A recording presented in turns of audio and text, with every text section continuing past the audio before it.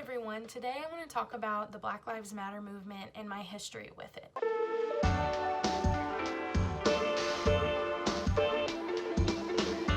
I've been away for a while and it's been a lot of stuff from COVID to ear infection to sinus issues. I've been away for a while, but I wanted to come back and make sure that I covered this topic of race relations in the United States and across the world today on this channel, because I don't want to look back and think that I didn't talk about this. I have been very vocal on different platforms about what's going on, but I haven't done so on YouTube, so I thought now would be a good time to kind of fess up about my old opinion of Black Lives Matter and how that opinion has changed. Some apologies are in order, and I wanted to do that now. So the Black Lives Matter movement, if you Google search it, it started in 2013, and I was either a sophomore or a junior in college at that time. And those years of my life, those were really the ones where I started to be more openly opinionated to strangers and on my social media platforms about what's going on in the world. Now, I was never the type of person who just said, and I really hope that this is true because I don't remember it ever happening, but if it did and you know me personally and you want to call me out in the comments, go for it. But I never was openly against Black Lives Matter. I was never really openly for all lives matter. I don't remember ever saying that, or Blue Lives Matter, or sharing support the police, you know. I was just very critical of the encounters that unarmed black men had with the police. I kind of always sided with the police because I was like, I want to see more before I make a snap judgment about this. When really I feel like all along I should have just been like, no one should die over something like this. Like, police officers are not judge, jury, and executioner in the United States. So it's wrong that someone died in their custody. I never really thought about that. I just was always like, well, maybe that person deserved it, which is crazy. And so I was really critical of that. And I was also very critical of some of the people in the movement and how they handled what was going on. I was never really for protests or riots. And I was very critical of Colin Kaepernick and when he kneeled during the national anthem, and then a lot of other sports athletes did that as well. I want to take this time to apologize to anyone who I offended. I would never say that anyone's life is less valuable than mine, but I'm sure that the way that I worded some things made it seem that way. So if I ever shamed any person of color for how they reacted or how they wanted to react to what was going on with race relations in the United States, if I ever made any person feel like their life didn't matter, I want to apologize sincerely. And I want to tell you that I feel like I've really grown just by being silent instead of jumping to the comments. I used to do that a lot, and for about a year or two, I stopped doing that because it was really bad for my mental health. And I just realized that a lot of people didn't care what you had to say. But during that time, I also listened a lot. And there's this saying that if you are in a business or professional environment and you really want someone to know that you care about what's going on in a conversation, you should sit back and listen. Sit back in your chair and listen. Absorb the knowledge in the room. And then, after you're very well educated on what's going on, you should lean in and involve yourself in the conversation now. And I really think that these past couple of months, I've been able to lean in and really involve myself in the conversation because I feel more educated on what's going on in the world with race relations. When Jonathan and I got married, we got married in a church that was very toxic. It was very toxic for us. It was very toxic to my relationship with God. And I see some of the posts from some of the people who still go to that church or who we met at that church, and I just feel disgusted. I analyze in my head, did they treat my husband differently? Did they treat us differently because we were interracial? And I can't think of that time because I just block it out in my mind. It was such a bad time. I was so anxious. I was so depressed. Literally, you could talk to my mom and you could find out that almost every time I was on the phone with her, I was crying about this church. There was always something about this church. And it really damaged my relationship with God until I ran into a coworker who introduced me to the church we go to now. And I've never been to a place where the experience of worshiping and learning about God has been so strong. And it hurts my heart to see that so many Christians are against or not speaking out about Black Lives Matter, because it's definitely not what Jesus would have done. If you read your Bible, he stood up for the people who were marginalized. And so it hurts my heart that so many Christians are misrepresenting God, and, you know, their reaction to what's going on in the world might be the catalyst that keeps someone from Christ, and that hurts my heart. And I do think that building that relationship with God has really helped, and in turn building that relationship with my husband over the past several years of us being married and being together has really helped in me just being quiet and trying to listen and learn and understand. I really wish that it didn't take my husband being involved for me to really sit down and think about this, and I apologize for that, because I have had so many friends who are people of color who have struggled with things like this all of their lives, and I never talked to them about it. I never really took the time to understand until I was married to a person of color. I've seen my husband racially profiled, and I've had to step in when that's happened. I've heard stories of him being racially profiled, and some things that people have said to him, and it breaks my heart. And sadly, I think that I'm glad that I got involved in really thinking about this and listening, but I really wish that I would have just been a good person and cared, first and foremost, without having to have a relationship alongside of it. But that's just how we're built, right? Like, when you know someone who's really impacted by something, it matters more to you, and maybe to other people it doesn't. But that's really what helped me, I think, was just thinking about my husband could be one of these people who gets stopped by police and doesn't come home at night.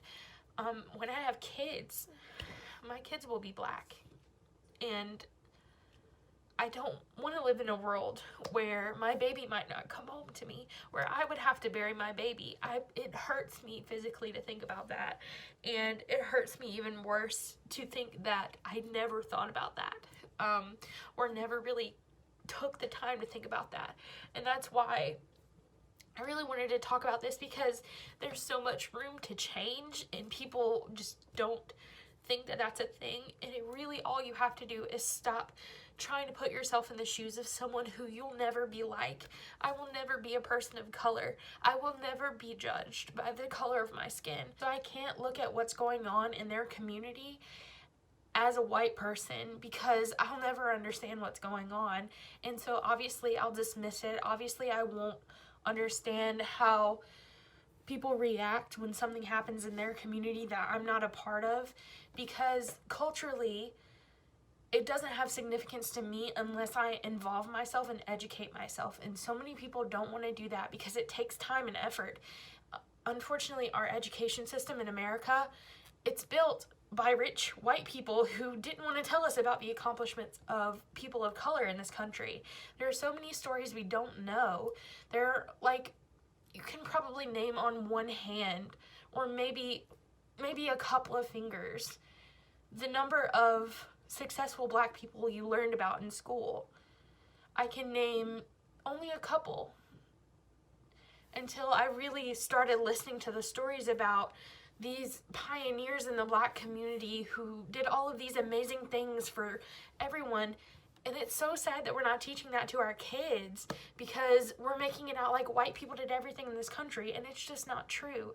And it hurts my heart to now see some of my white friends try and put themselves in a situation where they feel like they're being attacked, or that their identity is in question, or they have to apologize for being white, when if you would just listen and try to see it from the community's point of view, from the Black Lives Matter community point of view, and you would just take time to listen and learn and then make your judgments, then you would understand that, like, I've never been threatened because I'm white. I've not even been threatened because I'm in a relationship with a Black person from the Black Lives Matter community. I've never had any hostility towards me for that. But there are people out there who are saying, oh, the Black Lives Matter community is attacking me because I'm white. And I'm not experiencing that. I think that the attacks are coming because you're just really trying to not experience and understand the struggle of the Black community, and you'll never fully understand it, because at the end of the day, you can close the history book or you can close the article and move about your day, but a lot of people can't do that. People of color can't do that. The spouses of people of color, the children of people of color, they can't do that because it affects them too. Like I said, I don't want to live in a world where I'm not sure if my husband will come home, and I'm living in that world right now. Every single day when my husband wakes up and gets ready, he comes to the side of the bed to kiss me goodbye. Usually we're up at the same time, but COVID, with working from home, I get to sleep in a little bit. But he comes to my side of the bed and he gives me a kiss, and I tell him, I love you, have a good day, please be careful. That's because he sometimes has a lead foot and he'll get pulled over, and I'm scared, beyond scared, that one day it's going to be a not great cop that pulls him over. And there have been so many cases of Black men just going about their business and being killed by police.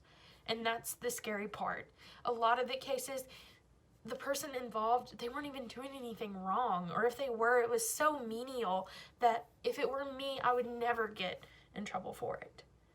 And I just wanted to be as open and honest as I could about my past with this. And I wanted to give the apologies and be as sincere as possible, because I want people to know, A, I'm sorry that I didn't take it seriously before, but B, everyone can change. You just need to listen, and you need to stop putting yourself in your preconceived notions into a situation that you'll never experience, because that's why you can't comprehend why someone reacts the way that they do or feels the way that they do, because it will never affect you.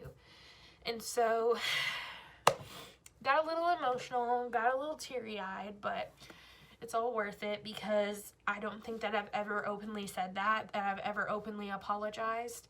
I do wish that people could see the growth in you and see that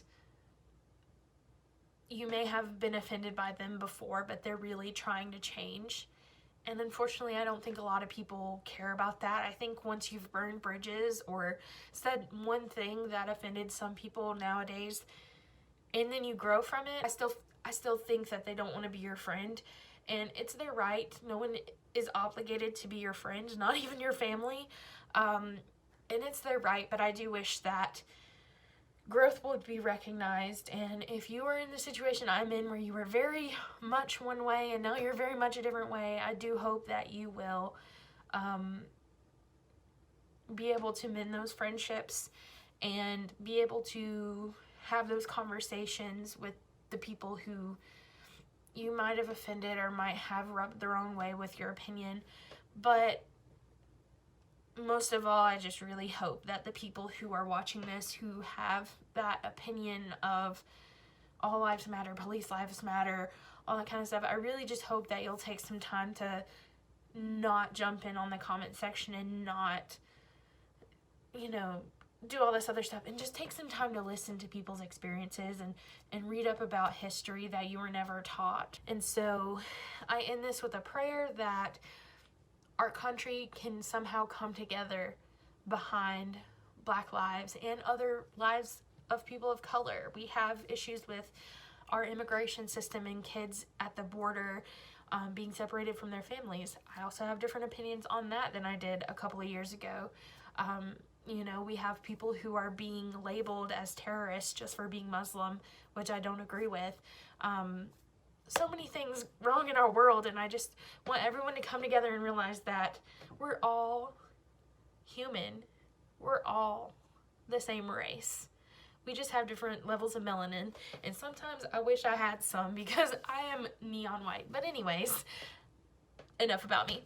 Thank you guys for watching, and thank you for taking the time to sit through this video. So I love you all, and I'll talk to you guys next time. Bye!